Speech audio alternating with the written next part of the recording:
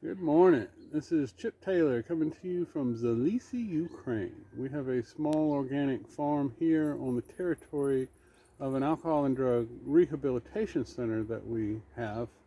We provide free care for patients, but in order to pay the bills, we have to grow, or we get to grow, Mexican ingredients for Mexican food like peppers, tomatoes, that kind of stuff. We make a line of salsa and hot sauce, and we send Mexican food all over the country. But what I'm here to talk to you today is about this greenhouse. This house is a 34 foot by 27 foot, and we put it up for the first time this year. This is our third one, and we threw some tomato seeds in here. They did okay. They didn't get a lot of attention, and so the harvest wasn't so big. But what we did is just prepared it for spring next year, 2022. And so what I'm doing now, since we didn't fertilize it at all last year, what I'm doing is I'm coming through, and I've got 7 permanent beds, and each of them are irrigated with drip line that's rolled up in the back. You can see that. And I came through and tilled the soil, and then dug a ditch and took manure or scrapings from the inside of the chicken coop, and I'll explain that in just a second. But we dig it out. There'll be 2 rows here, one on each side of the ditch, and then we'll cover that over. I'll put spinach in that in about maybe a day or 2. I'll cover this over and grow spinach for the winter, and then in spring, no sooner than May 1st, usually the second week in May, third week in May, I'll put transplant peppers in here. That gives the chicken manure or dust or whatever you're going to call it. I wouldn't call it compost because it's a little bit fresh, but it's not manure. And anyway, that'll give 8 months for that to break down and the microbial life to come through and feed on it. Worms will come in, and that'll make it in a condition that allows the plants to absorb it. Now, what I do with this chicken stuff, our chickens, we've got about maybe 50 in the house right now, and what we do with them, I scrape out that coop twice a year and replenish it with a deep bed of straw. And then the chickens come through over the course of a few months and break that straw down basically into soil.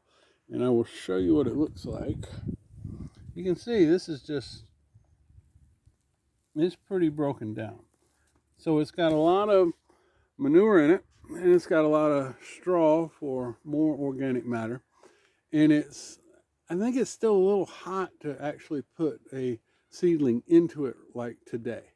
But over the course of the next 8 months, it'll be fine. And as I cover it over, the weeds on the spinach aren't so deep anyway, and so they'll grow down into it and again absorb some of the nutrients. Spinach is a pretty light feeder, so it won't take a lot out, but it'll help break down what's in the soil. And then we'll continue to water it through the winter, so again, that'll help it break down. And all of this will prepare this bed for peppers when spring comes around. Now, I've got enough of a chicken coop to give me about 12 or 15 of these bags. These bags are about 50 pounds each. And so it's full of the same chicken dust, the straw, manure, and dirt mixture. I'll save some of these for doing container plants, usually just peppers, some tomatoes.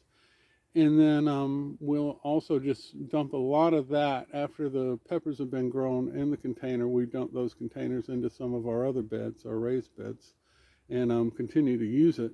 As long as there's not any kind of funguses or diseases or anything like that in the soil from the container, then we don't have any issues. And usually if we've got an issue, it's going to be like blight on the tomatoes or something like that. So if we use it for peppers, it's not an issue.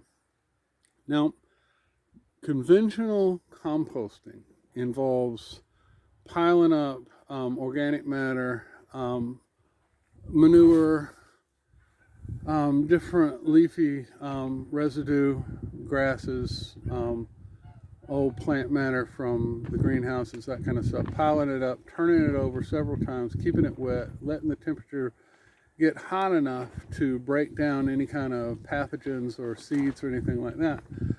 But you got to work it, and I just don't have the labor, I don't have the space for that. So what we do is we take the plant residue and manure from the horse, from the pigs, and from the goats, and we put it in the chicken run and let the chickens work it. They pick out the seeds, they get a lot of the plant matter eaten, and then that breaks down in their manure inside the coop. We scrape out the coop, we bring it in here, and we put it in the trenches. So basically the chickens, I wouldn't say they're composting this material, but they're certainly breaking it down for us. And so it turns basically into a dust, and we take that dust and spread it all over the farm. Now I'll come back into the chicken run probably tomorrow if it doesn't rain, and I'll actually till that soil up. I've got a run that's about 30 feet by 20 feet. This is about as big as this greenhouse, and it's probably 8 to 10 inches thick of matter that's built up over the last 6 months. I'll come through and till it up only to make it easier to shovel it out and spread it on some of these other beds. A lot of it I'll stick in feed bags, just like I did with this chicken dust, and I'll store it for spring. But a lot of it I will go ahead and put in ditches just like this in the other greenhouses to prepare them for our spring planting, which will again take place no sooner than in May 1st. We'll have a hard frost as late as May 15th, and so we're pretty cautious about when we start plants. I'll grow them to some decent size inside our heated hothouse, and then we have an indoor grow room with grow lights and all that kind of stuff, and all that's heated up too. I don't have a lot of room in there. That's about 600 square feet. It's enough to keep seedlings running for several months. I'll show you more about that later. Anyway, just wanted to let you know what we were doing in preparation for spring. You see the straw out here. What we're going to do is put that in between the rows. There's a couple of negative points to putting straw out. There's two that come to mind. Slugs like the straw, and mice like the straw. But compared to the weed pressure that we get in these houses, mice and slugs are a small problem.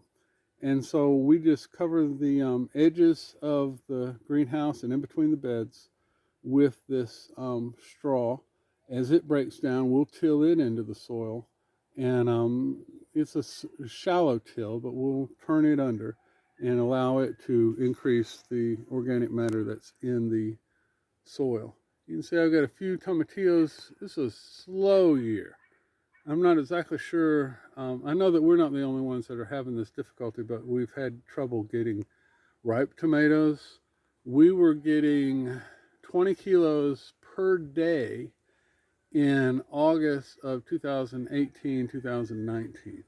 And this year, we're just now starting to get red tomatoes, and it's almost September 1st.